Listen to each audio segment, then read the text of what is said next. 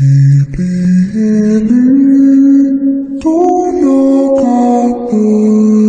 walang tiri, mo'y nanay. Nagkumpulan ang mga tao sa malaking bungkal ng lupa na likha ng bulalakaw na bumagsak sa mundo. Ang lupa ay naglabas ng mga matatabang uod na kulay puti at may pulang ugat sa balat.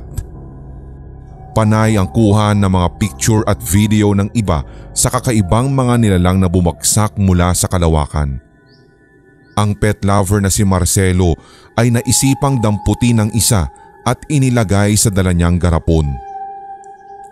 Inuwi niya sa bahay ang matabang uod na mahaba ang katawan at pumipintig-pintig pa ang balat.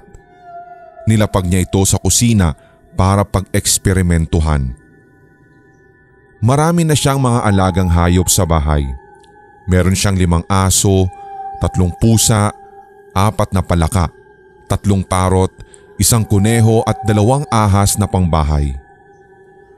Nagmistulang zoo na nga ang bahay niya dahil sa dami ng mga hayop na binibili niya kung saan-saan para iuwi at idagdag sa mga alaga. Binibiro na nga siya ng ilang mga kamag-anakan niya at tinatawag na ngang Noah's Ark ang kanyang bahay. Ang iba roon ay in-order pa niya online na galing pa sa ibang bansa gaya ng mga rare animals na alaga niya. Pero ang uod na ito na kanyang napulot ang pinakakakaiba sa lahat. Ito ang kaisa-isang hayop sa koleksyon niya na galing sa labas ng mundo. Dito niya napatunayang totoo ngang may mga nilalang sa kalawakan na hindi pa nadidiskubre ng mga tao. Kung saan-saang nakarating ang mga siyentipiko sa pag-aaral sa kalawakan para maghanap ng iba't ibang uri ng life forms, ngunit bigo silang makakita. Ngayon, sa hindi inaasahang pagkakataon, sila na mismo ang nagpunta sa mundo para madiskubre ng tao.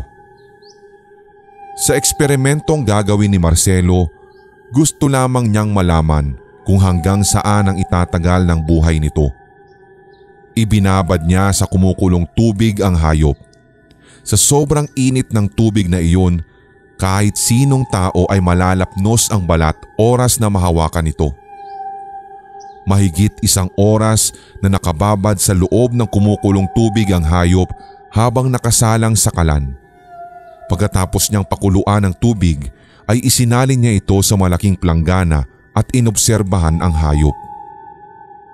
Laking gulat niya sapagkat gumagalaw pa rin ito at gumagapang pa sa ilalim ng mainit na tubig. Ni hindi man lang nagbago ang kahit na anong bahagi ng balat nito. Inilikas niya roon ang hayop at pinatuyo. Sinubukan naman niya itong ipasok sa plastik ng yelo na may tubig at inilagay pa sa freezer. Ilang araw din ang lumipas at binalikan ni Marcelo sa freezer ang plastik ng yelo. Nagyelo na nga ito at nasa gitna pa ang hayop na tila nanigas na rin ang katawan. Tinanggal niya ang plastik at nilapag sa planggana ang yelo. Marahan niya itong biniyak gamit ang itak hanggang sa makuha niya ang hayop sa gitna.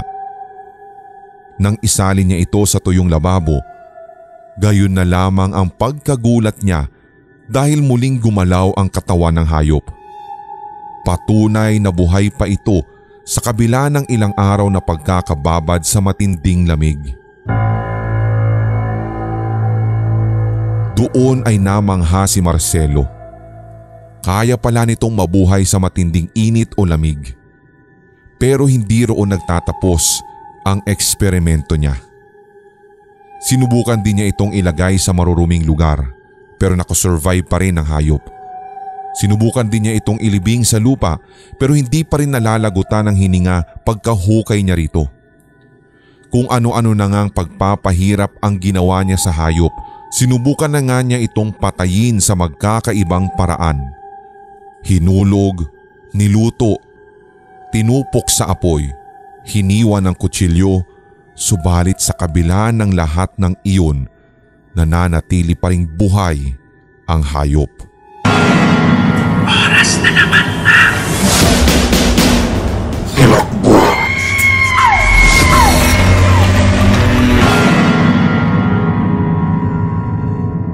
Napakalambot ng katawan nito na kahit anong durog at hiwa niya ay hindi ito nasusugatan. May kakayahan din itong mabuhay sa iba't ibang klima at environment. Tila baga nakaka-adapt ng husto. Doon niya napatunayang immortal ang nilalang na ito. Isa itong uri ng hayop na walang kamatayan. Tinalo pa nito ang jellyfish na bagamat hindi namamatay sa katandaan ay pwede pa ring mamatay kung may nilalang napapatay rito. Ngunit sa hayop na iyon, tila wala ang salitang kamatayan sa diksyonaryo nito. Kahanga-hanga ang kakayahan ng nilalang na iyon. Kung ikukumpara niya ito sa isang hayop dito sa mundo, maihahambing niya ito sa tardigrade. Isang microscopic animal na may pambihira ding kakayahan na mamuhay sa iba't ibang sitwasyon at kaya ring mamuhay sa kalawakan base sa pag-aaral ng siyensya. Ibinalik niya sa garapon ng hayop at ipwenesto sa ibabaw ng frigider. Inasikaso naman niya ang iba pang mga alaga at isa-isang binigyan ng pagkain. Gabi na siya natapos sa pagpapakain at paglilinis sa kulungan ng mga ito. Pagkatapos maligo, sumandal siya sa kanyang kama at binuksan ang telebisyon sa harap niya.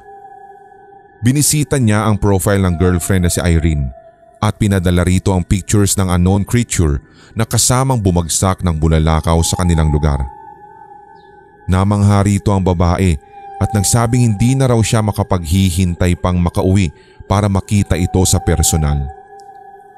Online na ang babae ng mga oras na iyon kaya tinawagan na niya ito sa video chat. Babe, kailan ka ba uwi rito?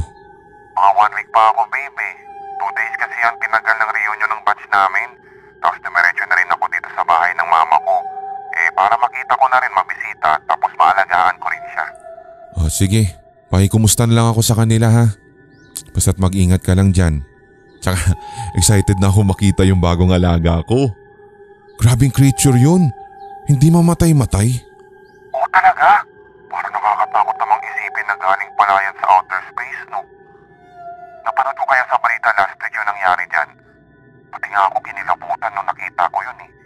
Kasi pinakita talaga nila yung mga matatabang uod na gumagapang sa lupa at nanggaling daw yun dun sa bumagsak na meteoroid. Kaya nga eh. Napaka-misteryoso talaga tong creature na to. Marami pa akong gustong gawin na experiment dito pero hihintay na lang kitang makauwi para tayong dalawa yung mag-e-experiment. Aba, oo naman. Hintayin mo lang ako dahil 1 week lang naman ako rito. Sandali na lang yun. Mabilis naman yung araw eh. Basta huwag mo na lang masyadong bantayan ng oras para bumilis yung takbo ng panahon. Sige babe. Papahinga na muna ako ha. I love you. At doon nagwakas ang usapan nila. Nakaramdam na rin ng antok si Marcelo kaya pinatay na rin niya ang TV. Nagkumot siya ng katawan at tumagilid ng paghiga. Di nagtagal ay nakatulog din agad siya. Hindi na niya namalayan ang pagwawala ng hayop sa loob ng garapon. Sa sobrang likot nito ay nahulog sa sahig ang garapon at gumapang palabas ang nilalang. Nagtungo ang kakaibang hayop sa kwarto ni Marcelo. Dahil nakasara ang pinto, isiniksik nito ang sarili sa ilalim nito. Nagawa nito makapasok doon gamit ang adjustment na ginawa sa katawan. Muling nagbalik sa dating anyo ang hayop at gumapang patungo sa taas ng kama ni Marcelo. Tila may sarili itong isip at alam kung ano ang pakay. Gumapang ito sa katawan ni Marcelo at marahang pumasok sa nakabuka nitong bibig. Sa sobrang nipis ng balat nito, halos hindi ito mararamdaman ng tao kahit gumapang pa sa loob ng katawan. Ni hindi man lang naalimpungatan si Marcelo nang tuluyan nang nakapasok sa bunganga niya ang kakaibang hayop. As in wala siyang kamalay-malay. Sobrang himbing pa rin ng tulog niya.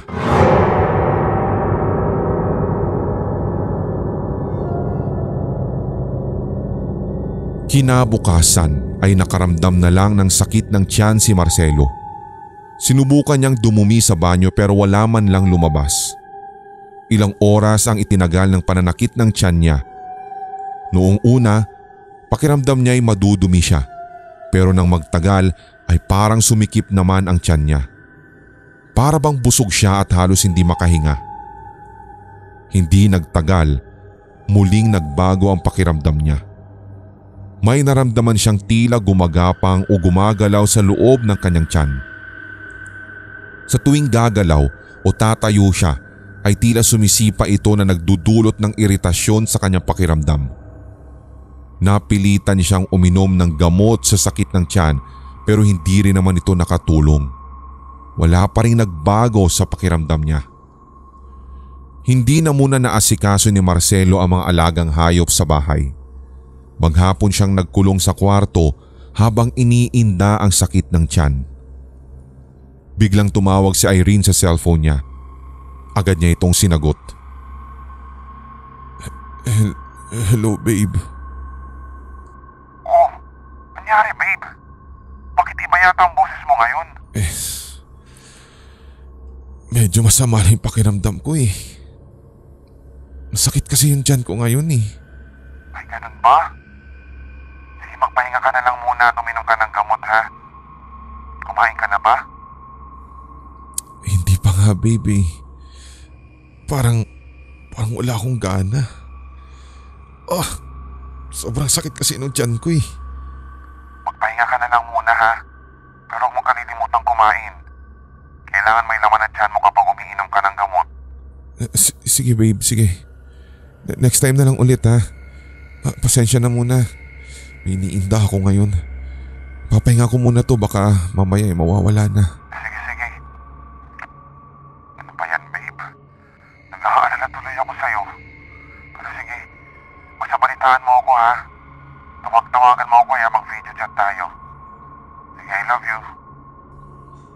At pagkababa sa cellphone ay napatayo muli sa kinahihigaan si Marcelo. 5:00 na pala ng hapon pero hindi pa siya nakakakain buhat kaninang umaga. Ramdam na niya ang gutom pero hindi niya magawang kumain o lumunok dahil sa sobrang sakit ng kanyang tiyan.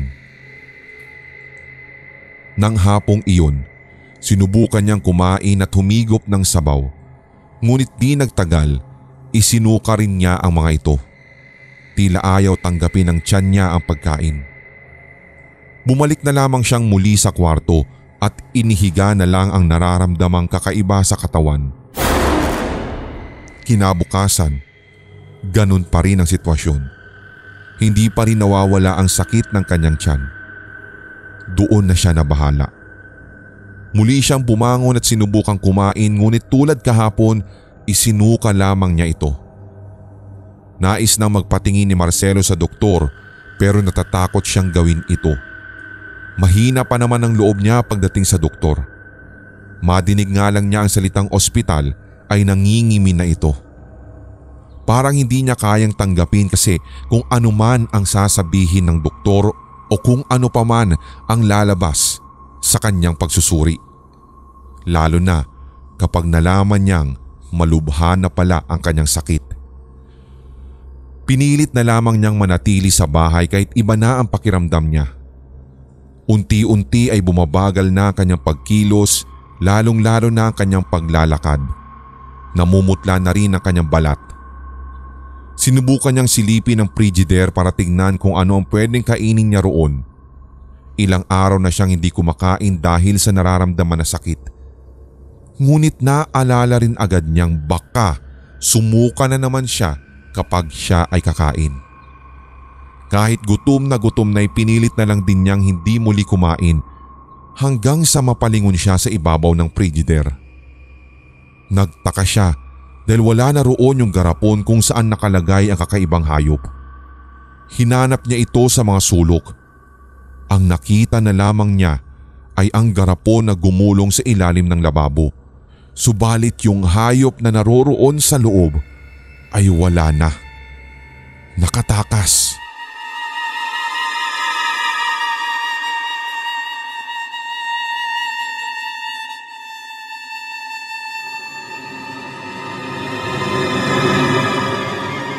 Nagtaka siya kung saan ito nagpunta.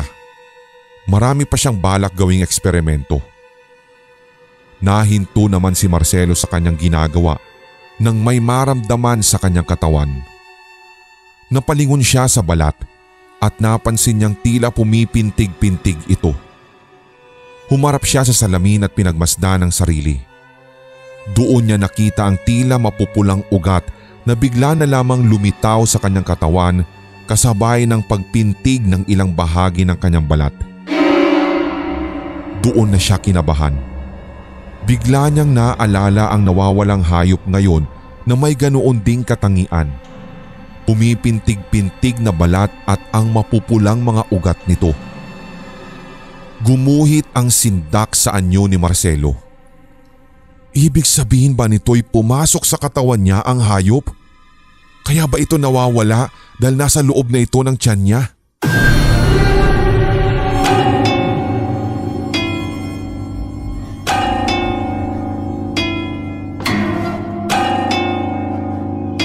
Lalo pang tumindi ang kalagayan ni Marcelo sa mga araw na nagdaan.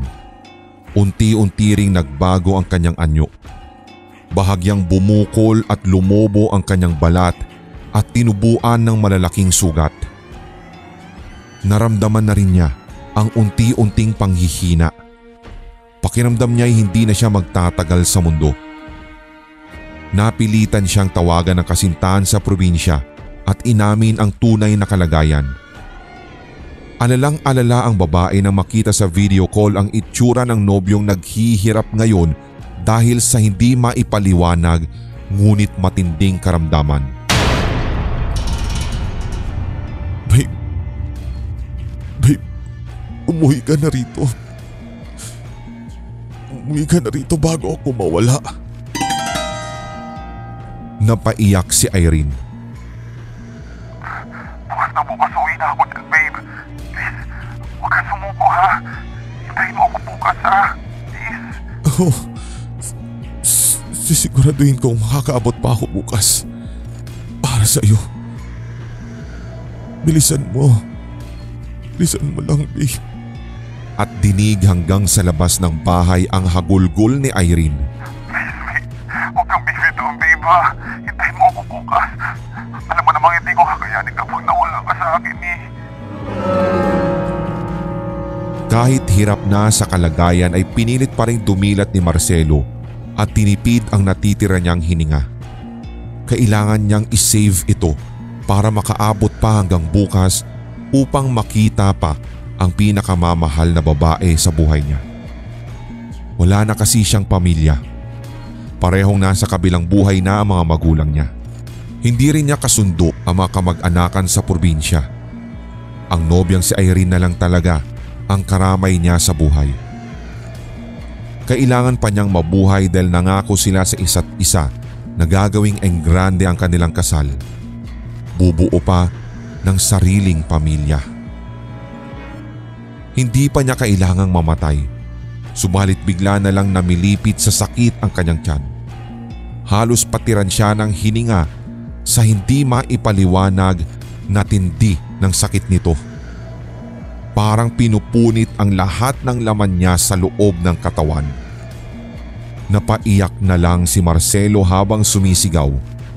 Hindi niya alam kung aabot pa siya bukas. Sa nagdidilim niyang diwa, iginuhit niya sa isip ang anyo ng kanyang nobya. Doon unti-unting namula ang kanyang mga mata.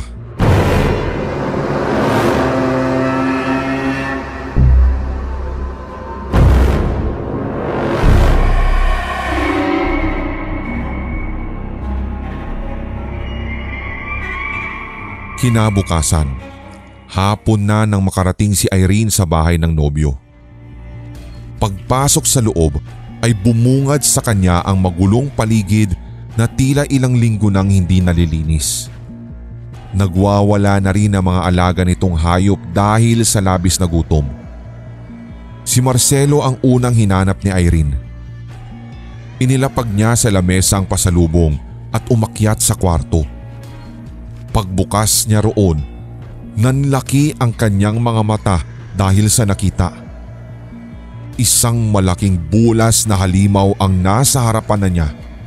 Lumulobo at pumipintig-pintig ang malauod nitong katawan na tadtad ng mapupulang mga ugat. May tumubo ring iba't ibang ulo at muka sa katawan nito na magkakaiba ang anyo at emosyon. Babe. Mangyak-ngyak na sambit niya nang makilala ang pamilyar na anyo ng halimaw. Iyon ang nobyo niya. Nagbago ang katawan nito ngunit hindi ang ulo. Marcelo, ano nangyari sa'yo? Napahagulgol agad siya at nilapitan ang nilalang. Sinubukan niya itong hawakan at yakapin, ngunit nagulat siya nang umungol na parang hayop ang halimaw at tumalim ang titig sa kanya. Nagbago ang ekspresyon ng mukha ng mga ulo sa iba't ibang bahagi ng katawan nito at lahat sila ay parang napalitan ng galit na anyo. Tila hindi na siya nakikilala ng lalaki. Ibinuka nito ang bibig at doon nga'y lumabas ang mahabang dila na kulay lila at sumakal ito sa leeg ni Irene. Nagsisigaw si Irene at sinubukan niyang kumawala ngunit bigla ring dumikit ang mga kamay niya sa katawan ng halimaw. Hindi na niya maalis yun. Sa kanyang pagwawala ay lalong dumikit ang balat niya sa katawan nito. Hanggang sa unti-unti siya nitong lamunin. Unti-unting lumaki ang bunganga ng halimaw at marahan na siyang isinubo. Wala nang nagawa si Irene kundi ang magsisigaw at humingi ng saklolo at nang tuluyan siyang nilamon ng dambuhalang halimaw, saka na rin natahimik at wala nang nadinig pa na kahit piyok man lang si Irene. Hanggang sa loob nga ng katawan nito, nagwawala pa rin ang babae. Hanggang sa unti-unti na rin itong tunawin ng kemikal sa loob ng tiyan ng halimaw. Wala nang kamalay-malay si Marcelo sa nangyayari. Hindi na niya kilala ang sarili.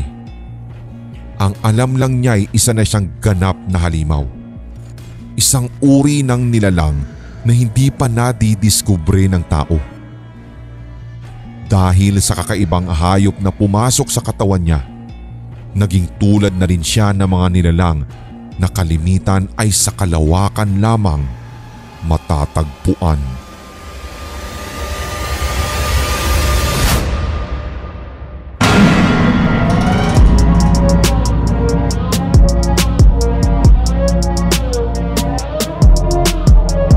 Kung nagustuhan mo ang kwentong katatakutan na ito, hit like, leave a comment at i-share ang ating episode sa inyong social media. Suportahan ang ating writer sa pamamagitan ng pag-follow sa kanyang social media. Check the links sa description section. Don't forget to hit that subscribe button at ang notification bell for more Tagalog horror stories, series, and new segments. Suportahan din ang ating mga brother channels, ang Sindak Short Stories for more one-shot Tagalog horrors. Gayon din ang Hilakbot Haunted History for weekly dose of strange facts and hunting histories. Hanggang sa susunod na kwentuhan, maraming salamat mga Solid HTV Positive.